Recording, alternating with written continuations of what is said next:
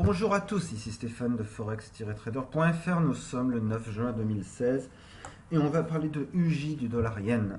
Avant de démarrer, je vous rappelle que les investissements sur le forex sont des investissements risqués, que vous ne devez y investir que de l'argent que vous pouvez vous permettre de perdre. Ce que je vais dire maintenant reflète mes vues sur le marché, mais ce n'est pas un conseil pour y investir.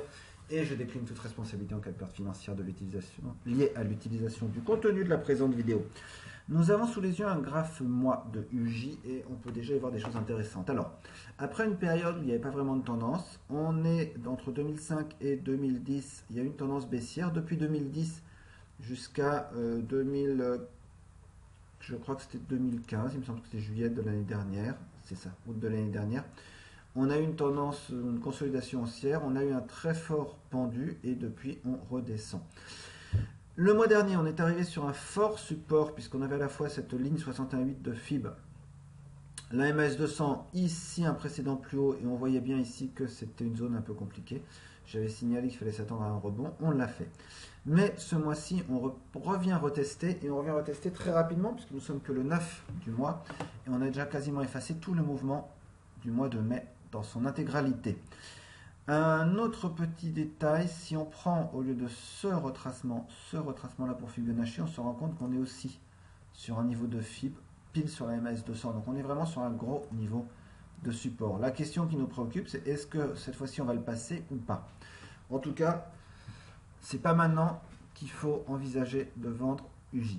Si je passe sur le graphe semaine, je vois nettement mieux qu'effectivement on est, je vais agrandir un peu, on a de très forts chandeliers baissiers ici. La pression baissière est très forte, mais je vois aussi, que je reprends un peu de distance, que j'ai la MAS200 qui est haussière, qui est venue renforcer le support mensuel qu'on avait vu, qui était ici, et la MAS200 hebdomadaire vient faire support vers 105,8, 105,5.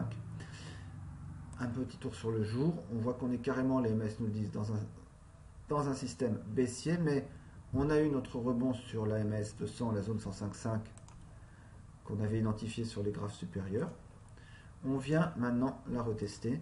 On hésite un petit peu, mais je pense qu'on va la faire.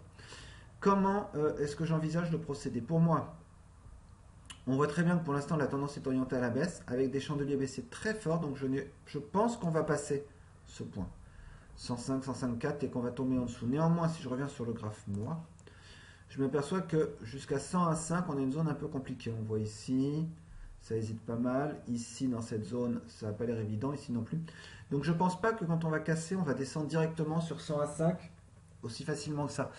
C'est une descente qui va être un peu compliquée avec sûrement des rebonds, des retraits et tout. Mais si on passe sous, disons, 105,3, pardon, sous 105,25 et sans doute même sous 105, je vais m'orienter à la baisse. Pour l'instant, j'envisage pas d'acheter parce que même si on rebondit, ça a l'air un peu compliqué. Sur H4, ça se voit pas. Non, on est vraiment sur un régime baissier.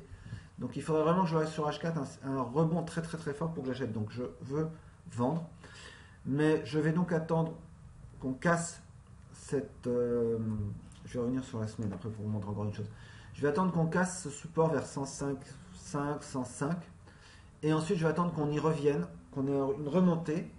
Et suite à cette remontée, suite à ce repli, suite à cette remontée, j'achèterai tout signal vendeur en direction de 101,5 et sans doute même un peu plus bas. Je pense qu'on ira toucher peut-être même 100. Voilà. Je veux tellement vendre que tant qu'on va rester sous 111,5, donc j'envisage même qu'on puisse remonter de 500 pips, je préfère chercher à vendre les signaux, parce que là, vraiment, ça descend. Plutôt que d'en acheter, parce que même si on en achète, je pense qu'ici on ne passera pas et qu'on reviendra en bas. Donc, pour résumer UJ, je suis vendeur, je veux vendre, donc je vais attendre des signaux tranquillement. Vu la force du mouvement baissier, je pense qu'on a une chance de passer ce gros support vers 105,25, 105. Je n'achèterai pas une cassure de ce support parce que je ne vendrai pas, pardon, une cassure de ce support parce que on va ensuite rentrer dans une zone très compliquée que vous voyez ici. Mais une fois que c'est cassé, je vais attendre un rebond et sur un signal baissier, à ce moment-là, je vendrai pour redescendre vers 100. Voilà, c'est ce que je voulais vous montrer pour aujourd'hui. Je vous souhaite une très bonne semaine de trading et puis je vous dis à bientôt pour une nouvelle analyse sur forex-trader.fr. Au revoir.